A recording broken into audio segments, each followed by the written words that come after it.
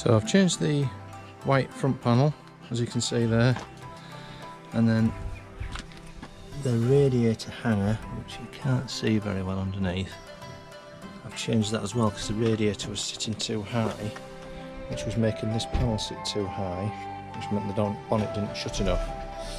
So I've changed that over, put the front bumper on, and the bonnet does shut properly now. So I just need to take it all apart, get this piece back off, spray it, and then put it all back together again. I've just found something else that's damaged that I didn't realise before.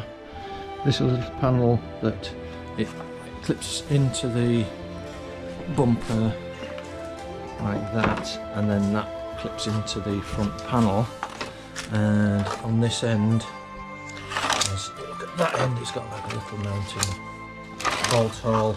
It's missing that. It has got a little bit of damage there as well,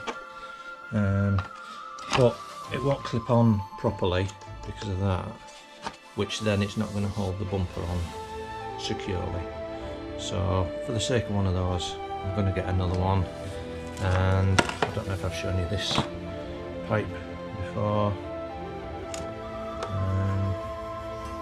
Obviously that's broken off there, so I'll get another one of those.